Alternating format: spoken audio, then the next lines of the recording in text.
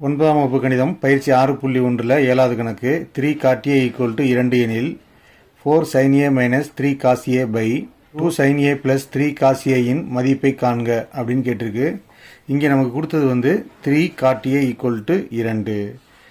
இந்த 3 நம்ம அந்த சைடு கொண்டு போயிட்டா cot a இனுடைய விகிதம் கிடைச்சிரும். அப்போ cot a = 2. இந்த 3 அந்த சைடு போகும்போது வகுத்தல் 3 ஆயிரும். அப்போ cot a இன் விகிதம் 2/3. அப்போ cot a உங்களுக்கு தெரியும் tan இன் தலைகீழி. அப்போ அதை வச்சு நம்ம இதனுடைய பக்கத்தை முடிவு செய்ய போகிறோம். அப்போ tan அப்படின்னா எதிர்பக்கம் பை அடுத்துள்ள பக்கம், cot அப்படின்னா அதுக்கு தலைகீழி. அப்போ அடுத்துள்ள பக்கம் பை எதிர்பக்கம். அப்போ இந்த 2 செங்கோண முக்கோணத்தில் அடுத்துள்ள பக்கத்தில் வரும். இந்த 3 செங்கோண முக்கோணத்தில் எதிர்பக்கத்தில் வரும். இப்போ இந்த கணக்குக்கு நம்மளாக ஒரு செங்கோண முக்கோணம் வரைந்து கொள்ளணும். அதுக்கு ஒரு பேர் கொடுத்துக்கணும், ABC. இங்கே cot a அப்படின்ட்டு இருக்கிறதுனால a என்ற இடத்துல தான் தீட்டாங்கிற கோணம் வரும். அப்போ இங்கே தான் தீட்டா இருக்குது. இங்கே பின்னு இருந்தால் நம்ம பி போடணும், சின்னு இருந்தால் சி போடணும். அப்போ இங்கே cot a இருக்கிறதுனால a கிட்ட தீட்டா போடுறேன். அப்போ கோணத்திற்கு எதிரே உள்ள பக்கம் எதிர்பக்கம், இதுக்கு பேர் எதிர்பக்கம். இந்த செங்கோண முக்கோணத்தில் செங்கோணம் எங்கே இருக்குது அப்படின்னு பார்த்தீங்கன்னா இங்கே இருக்குது. இதுதான் 90 டிகிரி செங்கோணம். அப்போ செங்கோணத்துக்கு எதிராக உள்ள பக்கம் கர்ணம்.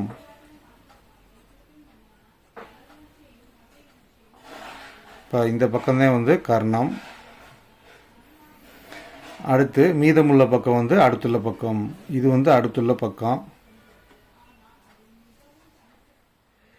இப்போ cot a இருந்து நமக்கு என்ன தெரிய வருது அப்படின்னா அடுத்துள்ள பக்கத்தினுடைய தூரம் 2. இது 2. இந்த ஏலேருந்து பி வரைக்கும் உள்ள தூரம் 2. அடுத்து எதிர்பக்கத்தினுடைய நீளம் 3. அப்போ எதிர்பக்கம் 3. காரணம் நமக்கு தெரியாது. அப்போ கர்ணத்தை நம்ம கண்டுபிடிக்கணும். அப்போ செங்கோண முக்கோணத்தில் 3வது பக்கம் கண்டுபிடிக்கணும் அப்படின்னா அதுக்கு நம்ம பித்தாகரஸ் தேற்றத்தை பயன்படுத்தணும். அப்போ 2 பக்கம் கொடுத்துட்டு 3வது பக்கம் கேட்டால் பித்தாகரஸ் தேற்றத்தை நம்ம பயன்படுத்துவோம். அதுதான் இங்கே செய்ய போகிறோம்.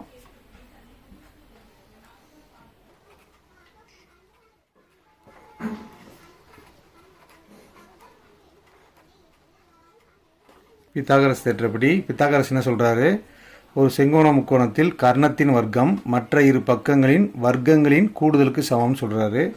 அப்போ கர்ணம்டா ஏசி.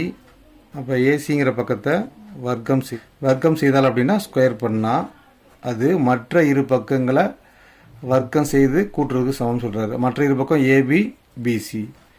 அப்போ ஏபியை ஸ்கொயர் பண்ணணும் ப்ளஸ் பிசியை ஸ்கொயர் பண்ணணும். அப்போ ஏசியின் தூரம் தெரியாது. ஏசி ஸ்கொயர் ஈக்குவல் டு ஏபியின் தூரம் 2.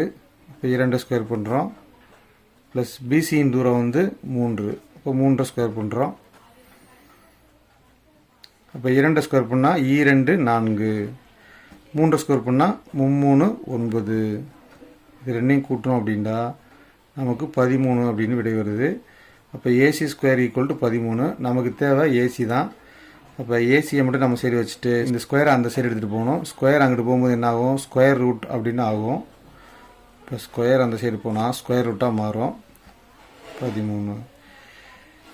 இப்போ நம்ம ஸ்கொயர் ரூட்டுக்கு மதிப்பு கண்டுபிடிக்கணும் அப்படின்னா இது வர்க்க எண்ணாக இருக்கணும். அப்போ தான் நம்ம பிரித்து அதுக்கு நம்ம வர்க்கமூலம் கண்டுபிடிப்போம். இது ஒரு பகா எண், அதனால் நம்ம இப்படி ஸ்டாப் பண்ணிடுறோம். அப்போ ஏசியின் மதிப்பு square root of 13. Square root of 13. இப்போ நம்ம கேட்ட கேள்விக்கு வர்றோம். அப்போ கேள்வியை பகுதி தொகுதியாக 2ஆக பிரிச்சுக்க போகிறோம். ஃபஸ்ட்டு நம்ம தொகுதிக்கான ஆன்சர் கண்டுபிடிக்க போகிறோம். அதனால் தொகுதி எழுதுகிறேன். 4 sin a minus 3 cos a equal to 4 அப்படி போடுங்க. அப்போ sin ஏண்டா என்ன, எதிர்பக்கம் பை கர்ணம். இதில் எதிர்பக்கம் எது அப்படின்னு பாருங்கள், எதிர்பக்கம் 3. அப்போ 3 பை கர்ணம் அப்படின்னா square root of 13 minus 3 into காசி அப்படின்னா அடுத்துள்ள பக்கம் பை கர்ணம். அப்போ அடுத்துள்ள பக்கம் 2 காரணம் வந்து ஸ்கொயர் ரூட் ஆஃப் 13. இப்போ ஸ்கொயர் ரூட் ஆஃப் 13 ஒரு விகிதமுறா எண், அதையும் இதையும் நம்ம வகுக்க முடியாது. அதனால் தொகுதியோடு பெருக்க போகிறோம். 4 3 12 by square root of 13 minus 2 6 by square root of 13. இப்போ பகுதிகள் சமமாக இருந்தால் நம்ம ஒரு பகுதியை எடுத்துக்குவோம், தொகுதியை கூட்டலாம் அல்லது கழிக்கலாம். இங்கே வந்து மைனஸ் இருக்கிறதுனால கழிக்கிறோம். 12ல் 6 போச்சு அப்படின்னா 6. இதுதான் இதுக்கான விடை. இப்போ இங்கே பார்த்தீங்கன்னா பகுதிகள் 2 சமமாக இருக்குது. 2 பகுதிக்கு ஒரு பகுதி போட்டுக்கிறோம், தொகுதி 2ஐயும் கூட்டுறோம். கூட்டினா 12 பை ஸ்கொயர் ரூட் ஆஃப் 13. இப்போ நம்ம மொத்தமாக கண்டுபிடிக்க போகிறோம். அப்போ தொகுதிக்கு விடை வந்து 6 பை ஸ்கொயர் ரூட் ஆஃப் 13. இது பகுதிக்கு விடை வந்து 12 பை ஸ்கொயர் ரூட் ஆஃப் 13 பிரதிட்டாச்சு. இப்போ பகுதி தொகுதியில் பின்னம் இருந்தால் நம்ம என்ன செய்யணும், ஒரு பின்னத்தை அப்படியே வச்சுட்டு